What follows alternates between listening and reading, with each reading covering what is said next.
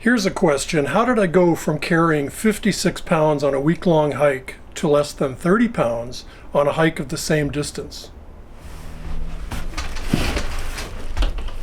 This thing has a lot to do with it.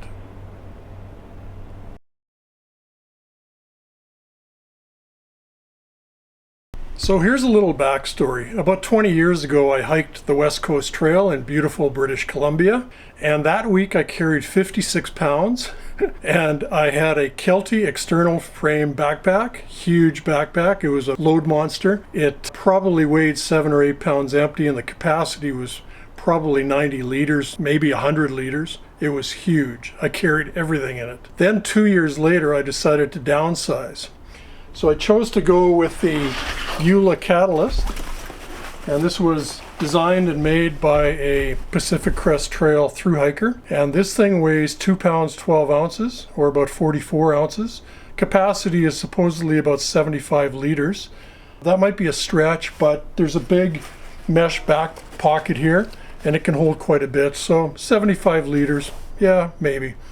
Not super comfortable when it got above 30 pounds, carrying above 30 pounds, but I used it for years.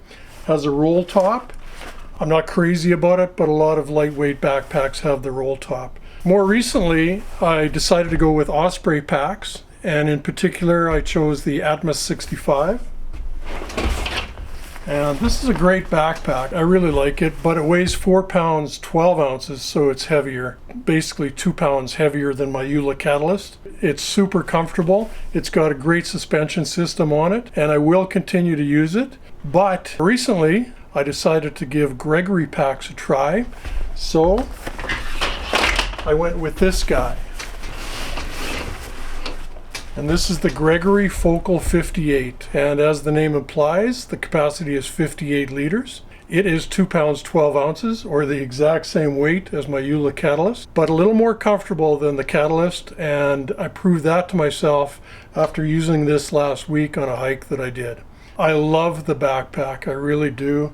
It's got a brain or a top lid on it, which I really like. The Catalyst does not, and a lot of lightweight packs do not as well. They just have a roll top. So let's look at what goes into this backpack, or in this case, what comes out of it.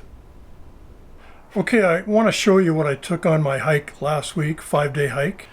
And on every hike, I carry bear spray on the shoulder strap for easy access. And also on the other shoulder strap, I have my water filter, my water bottle. This is the Be Free. I love it. Probably my favorite gear item. So that's on the front. And in the hip belt pockets, this is called an oximeter. And essentially what it does is it measures your pulse rate and your oxygen sat. So pretty simple. Yeah, I could wear a watch and do the same thing, but I hate wearing a watch. In the other hip belt pocket, I have my phone and snacks that I'll munch on during the day while I'm hiking. That's on the front. And on the back, I have a mini air horn, pretty much just in the tent at night. In case of a bear attack, I figure if I can blast them with this, at least it might startle them and give me a second or two to find the bear spray and use the bear spray. Also carry my Spot. This is my emergency device in case I need to send an SOS or a message. Then for easy access, I have my rain gear, and it's always on this outside pocket. Doesn't matter which pack I'm using. On the outside, I always take a tripod. This past week I took this guy. It's just a little cheap 20-year-old tripod. Weighs probably 6 ounces. I'll put a gear list up on the screen. It's got a list of everything I take on every hike. This is last week's gear list. Also have a Marmot sweater. I love this sweater, and it's just a full zip sweater. So it's great for wearing in camp or on a break during the hike, during the day, because you always cool off when you stop hiking. And this is my down jacket. What I take for camp is I always wear a jacket or a vest, down vest. So this past week it was cooler temperatures at night, so I took the down jacket. Also have a towel for fording streams or creeks if I want to take my boots off. Then on the other side I can dry my feet, or it's great for washing up in camp.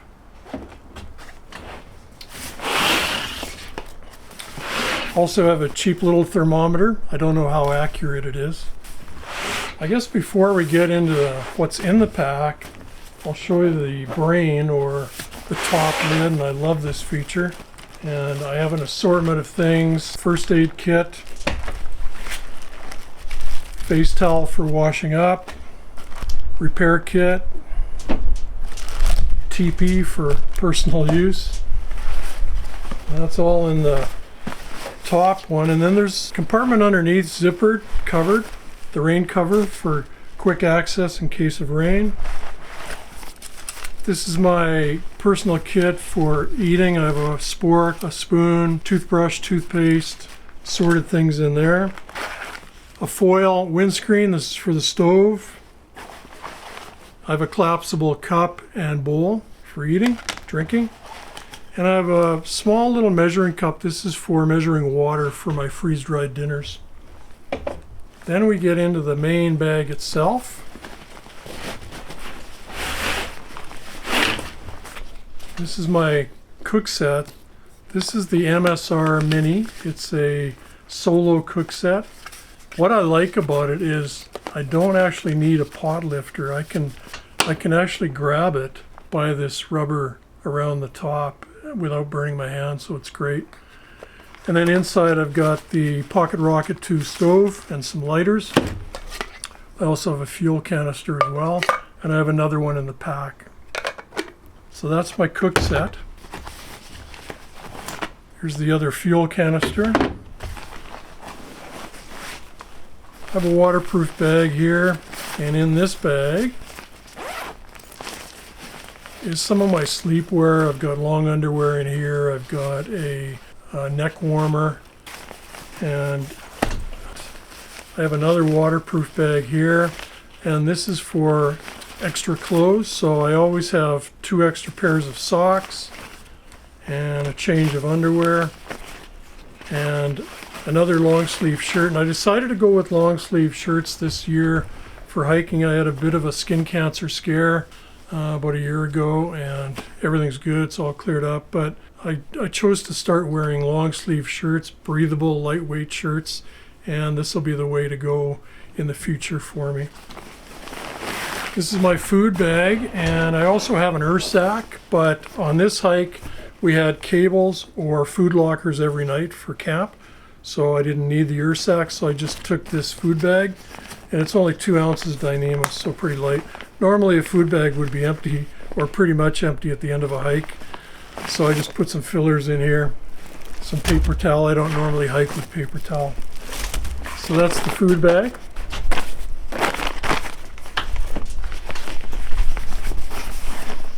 I have a pair of waterproof gloves. I thought these might come in handy. Temperatures were -5 overnight last week, and only +5, that's Celsius, so about 40 degrees Fahrenheit during the day. But I didn't actually need these. I didn't use them. Took them just in case. This is the tent bag, and in the bag I have the Durston X-Mid 1-person tent, and I love it. It's a great tent. I highly recommend it. I also have a sheet of Tyvek for my ground sheet. I also have a cheap sheet of insulation, just a foil sheet from Canadian Tire, and it works great, and I put that in the tent underneath the sleeping pad. I also have tent stakes and a spare tent pole. It's a shock corded pole, lightweight, just in case I break one of my hiking poles during the day, so I have that pole as well. This is my pillow, and this is a Thermarest pillow. I don't know if Thermarest still makes it or not. What I do is when I get into camp, I'll throw it in on top of the sleeping bag, and then when I climb in to the sleeping bag that night, I will have worn either my jacket, my down jacket, or my down vest, and it's still nice and warm when I take that off, and I stuff the pillow with the jacket or the vest, and that's my pillow. So took some wool mittens. I tend to roll onto my side through the night, and when I do, one of my hands will come up near my face, and if it's outside the sleeping bag, then it's cold. So I take those for sleeping. I decided to sleep with my water filter so I wouldn't freeze it at night. I was a little concerned about the low temperatures, so I slept with the water filter in the sleeping bag and decided to take these thick, lightweight, fuzzy socks so that I wouldn't feel the water filter on my legs. And this is a toque. In the toque, I have not one but two headlamps. I went on a hike one time and my headlamp failed, so I have two headlamps. I always take two.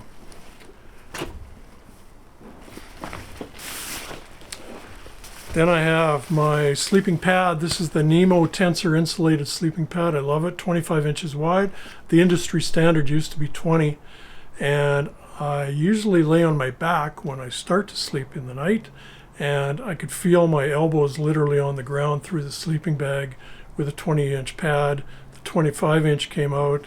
I got this. I love it. It also comes with what I call a puff bag or puff sack. You blow into it, then you roll that up, and the air goes into the sleeping pad. It's pretty slick. I know it's not the only company that makes that kind of thing, but it's not noisy. Some pads are noisy when you roll over on it. This is not, so it's great. Last but not least, sleeping bag. And I always put a pack liner bag over it just to keep things dry. And this is my Marmot helium, and it's in a compression sack. The helium weighs about 2 pounds. I've had it forever. It's a great bag. I'll continue to use it. Don't see why not. I love it. It's a great bag.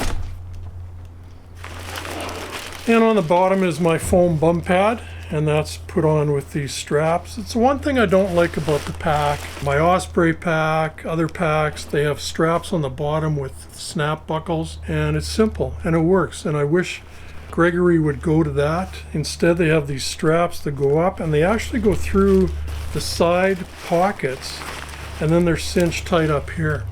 And I wish Gregory would rethink this. One of the reasons I got this pack was because of the brain or top lid. I love that feature. Roll top packs don't have that, and I love it. It's got 2 pockets, one on the top for easy access, one underneath that's covered. So I love that. It's got a really nice mesh back here, and this is nice for keeping your back cool during the day. Keeps your back off the pack itself, so it's nice, and I love that feature. I like it in my Osprey packs as well. And the shoulder straps, they aren't as bulky as my Osprey Atmos 65, but this is a smaller pack, lighter pack, and with that will probably be a lighter load as well. And the straps are more than sufficient. Last week was a comfortable carry. 5 days, I had 30 pounds to start the hike, and it was great, felt fine. Another nice feature is the access on the side pockets.